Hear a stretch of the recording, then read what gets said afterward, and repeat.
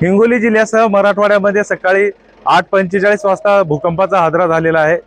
ज्या ठिकाणी या भूकंपाचा केंद्रबिंदू आहे तो हा पांगरा शिंदे हिंगोलीमधील वसमत तालुक्यातील हे गाव आहे।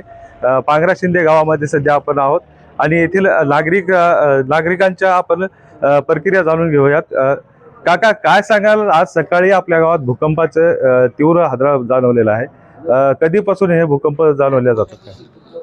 भूकंप बरेच दिवसाचे चालू आहे ना, शासनाला सगळं माहिती आहे सगळं, आणि वारंवार भूकंप झाला की शासन बातम्यावर देते, पण हा भूकंप झाला म्हणजे फार मोठा झाला ना।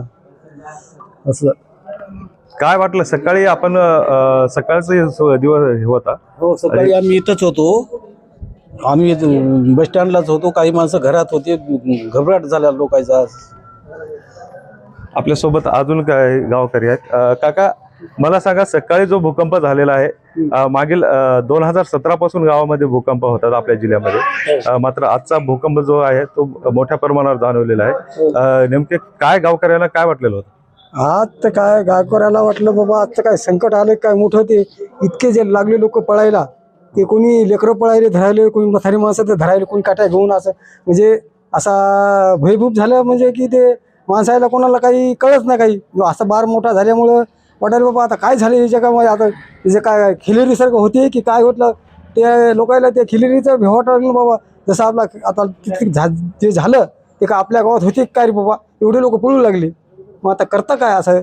आम्ही देवापासून जे माणसं पळायले, लेकरं बाळा इकडे काही पळायले, कोणी शाळाकडे पळायले, म्हणजे काय झालं वाटायले बा। आम्ही जसं ते आपल्या हिराटीचं झालता का तेव्हाही मला कळते, जे आमच्या इथं तेव्हा तर ते आपल्या गणपतीचा कार्यक्रम असल्यामुळं सकाळी आमच्या इथं भजन चालू होतं, ते असा वाढ जे झाला तसाच झालता हे आता।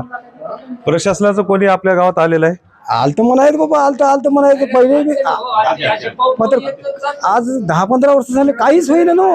केव्हा या आले ते कोणते आपल्यासोबत अजून गावकरी आहेत। मला सांगा, आपल्या गावात वारंवार भूकंपाचे हादरे जाणवले जातात आणि या ठिकाणी केंद्रबिंदू देखील भूकंपाचं मानले जाते। नेमकं प्रशासनाकडून काय जनजागृती केल्या जाते? काहीच नाही सर, प्रशासन दुपारी 11-12 वाजता 2 वाजता येते, लोक शेतकरी कोणी राहत नाही, शेतात काम करायला जातात, नंतर येऊन ते 2-4 लोकांना सांगतात आणि निघून जातात। कधीच असं म्हणजे बैठक घेऊन संध्याकाळी 8 वाजता आले आणि अवलाशिंग करून जर बोलवलं, शेतकरी जमा होतात, पण कोणीच यायला तयार नाहीये। आता येऊन गेलेत, आज झाल्यामुळे मोठा झाल्यामुळे येऊन गेलेत, पण आतापर्यंत कधी आलेले नाहीत। आज लेकराच्या परीक्षा चालू होत्या, परीक्षा पेपर सोडून लेकर बाहेर शाळेतून चिरकत आले। आज सगळे लेकर भियालेत, आज म्हणजे खूप अशी परिस्थिती बिकट झालेली आहे। आज माझ्या अंगातून सुद्धा धगधग करतंय। काय वाटतं, वारंवार भूकंपाचे हादरे होतात? नाही, 12 मेस ते थोडी होती, आम्हाला काय वाटत नव्हतं, वारंवार सवय लागून गेली आणि झाली, पण आजचा एवढा भूकंप मोठा होता की भिंती उडल्यात, लोकांच्या भरपूर घरं, 1-2 घरं पडलेत। जीवितहानी काही नुकसान वगैरे नाही, सध्या नुकसान तशी काही झालेली नाहीये, पण घरं वगैरे पडलेत थोडेसे।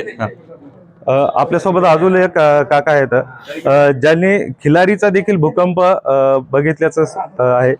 काका, ज्यावेळेस भूकंप झालेला होता खिलारीचा 93 मध्ये, त्यावेळेसची जी हे झालेली होती, त्या प्रकारेच सध्या भीती वाटते का? हो ना, त्याच्यापेक्षा जास्त आज भीती वाटली, भीती जास्त वाटली पहिल्यापेक्षा।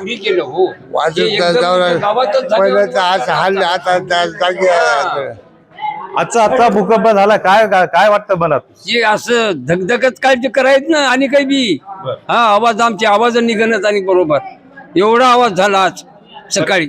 बरं, आता तुम्ही वयस्कर आहात, प्रशासनाकडून जे उपाययोजना केल्या जातात त्या देखील करायच्या, आणि आपण गावकऱ्यांना म्हणून काय आवाहन कराल? आता काय कोणी काही म्हणीच ना, असे आलेत माग, असेच आले, भूकंप झाला ते म्हणजे घरावरले गोटेच खाली काढून ठेवा आणि चौकटी खाली बसा। चौकटी खाली माणसं किती बसणार साहेब, सांगा तुम्हीच आता। हे असे काम केलेली आहेत त्यानं। निश्चितच या भूकंपानंतर जिल्हा प्रशासन देखील अलर्ट झालेलं आहे। जिल्हाधिकारी राहुल गुप्ता सर यांनी देखील या भूकंपासंदर्भात आपली प्रतिक्रिया दिलेली आहे, आणि आता सध्या या ठिकाणी जे आहे ते प्रशासन आल्याचं देखील हे गावकरी सांगत आहेत। गजानन पवार, LS मराठी, हिंगोली।